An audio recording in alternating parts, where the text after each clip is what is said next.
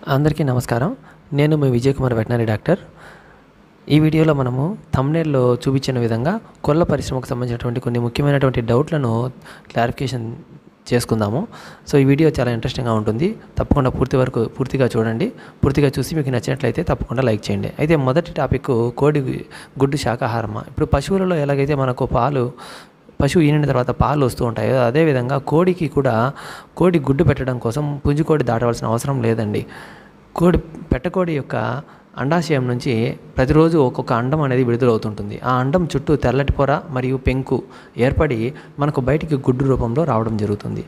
కాబట్టి ఈ ప్రక్రియ కోసం మనకు పుంజుకోడి అవసరం లేదు. అయితే పుంజుకోడి దాటితే వచ్చేటువంటి గుడ్లల్లో వాటిని ఫలదీకరణం చెందిన గుడ్లు అంటాము. అంటే ఆ గుడ్లు మాత్రము మనము పొదిగేసినట్లయితే, ఎట్లాగా కృత్రిమ పద్ధతిలో కానీ లేదా న్యాచురల్గా కానీ పొదిగేసినట్లయితే అప్పుడు వాటి నుంచి మనకు పిల్లలు వస్తుంటాయి. అలా కాకుండా ఫలదీకరణం చెందని గుడ్లు ఉంటాయి, వాటి నుంచి మనకు ఎలాంటి పిల్లలు రావు అన్నమాట. అయితే ఇప్పుడు ఫలదీకరణం చెందిన గుడ్లను బయట అమ్ముతారేమో అని అనుకునే డౌటే లేదండి. ఎందుకంటే ఫలదీకరణం చెందిన గుడ్ల నుంచి పిల్లలు వస్తాయి కాబట్టి ఆ గుడ్డు ఖరీదు కూడా ఒక్కొక్కటి 20 రూపాయల దాకా ఉంటుంది. కాబట్టి వాటిని బయట మామూలు ఎగ్స్ లాగా అమ్మేదానికి అవకాశం లేదు. కాబట్టి ఈ గుడ్డు నుంచి పిల్ల రాదు కాబట్టి ఈ గుడ్డు శాకాహారంగానే పరిగణించవచ్చు.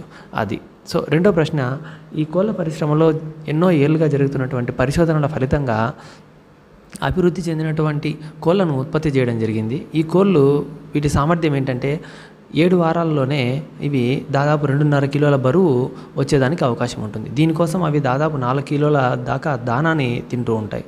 కాబట్టి వీటికి మళ్ళా సూదులు వేసి బరువు తెప్పించేంత దాకా ఎవరు వెళ్ళరు. ఎందుకంటే మళ్ళీ ఇంకా ఖరీదు ఎక్కువ అయిపోతుంది తప్ప, వాళ్ళకు పెట్టుబడి ఖరీదు పెరుగుతుంది తప్ప తగ్గదండి. గుడ్లు కల్తీ చేస్తారు అని కొందరు ఆలోచిస్తారండి.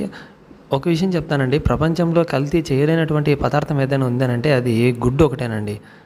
కాబట్టి కల్తీ అనే ఆలోచన వచ్చేసరికి ఖర్చు పెరుగుతుంది తప్ప పెట్టుబడి ఖర్చు ఏం తగ్గదండి. కాబట్టి మీరు అంత దూరం ఆలోచించద్దు, వాళ్ళు అంత ఆలోచించే పరిస్థితిలో లేరు. ఇంకోటి ఏంటంటే ప్లాస్టిక్ గుడ్లని కొందరు అంటూ ఉంటారండి. మామూలుగా కోడి గుడ్డులో పెంకులో ముఖ్యంగా కాల్షియం కార్బోనేట్ అనేటువంటి పదార్థం ఉంటుంది. సో ఈ పదార్థము గుడ్డు పెంకులోకి ఎలా వస్తుందంటే కోడి తినే ఆహారంలో ఉన్నటువంటి కాల్షియం నుంచి ఇది ఏర్పడుతుంది. ఒకవేళ కోడి తినే ఆహారంలో కాల్షియం సరిగా లేనట్లయితే గుడ్డు పెంకు పలుచగా ఉండి తోలు గుడ్లు మాదిరిగా వచ్చే అవకాశం ఉంటుంది.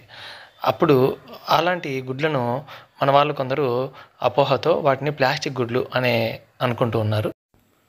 ఇంకొక విషయం ఏంటంటే ప్రెగ్నెంట్గా ఉన్న లేడీస్ కానీ ముసలి వాళ్ళు కానీ ఈ గుడ్లు తింటే అరిగించుకోలేరు, వాళ్ళకి చిన్నపిల్లలు కూడా అరిగించుకోలేరు, మంచిది కాదు అంటూ ఉంటారండి. కానీ ఒకసారి ఈ టేబుల్ చూడండి. మనం రోజువారీ తినేటువంటి ముఖ్యమైన ఆహార పదార్థాల యొక్క శక్తి, ప్రోటీను, కొవ్వు ఎంత ఉంటాయి అనేసి నేను ఇక్కడ టేబుల్లో చూపించాను.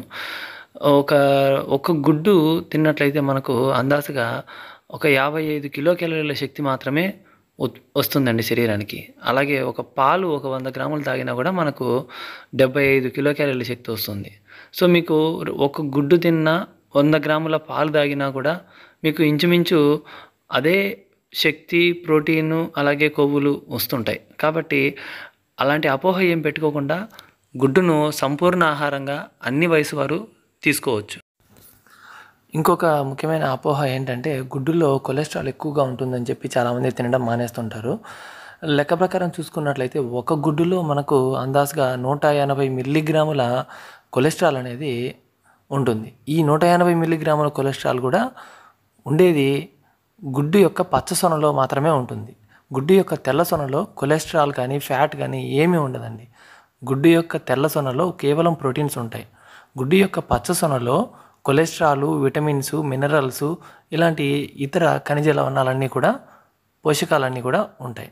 కాబట్టి గుడ్డును హోల్ ఎగ్ లాగా పూర్తిగా తీసుకున్నట్లయితే మనకు ఎటువంటి ప్రాబ్లము ఉండదు. 180 మిల్లీగ్రాముల ఫ్యాట్ కొలెస్ట్రాల్ ఉంటుంది కాబట్టి మనకి ఎలాంటి భయపడవలసిన అవసరం లేదు. డాక్టర్స్ ఏం చెప్తున్నారంటే మన శరీరం సరిగ్గా పనిచేయాలంటే కూడా శరీరానికి మినిమం 200 మిల్లీగ్రాముల కొలెస్ట్రాల్ అనేది ఖచ్చితంగా కావాలని చెప్తున్నారు.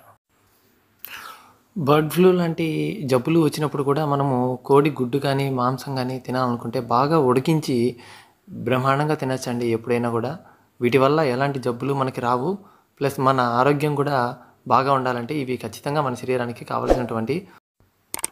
వీడియో నచ్చినట్లయితే తప్పకుండా లైక్ చేయండి. అలాగే మన ఛానల్ని ఇంతవరకు సబ్స్క్రైబ్ చేసుకున్నట్లయితే దయచేసి సబ్స్క్రైబ్ చేసుకోండి. Thank you for watching.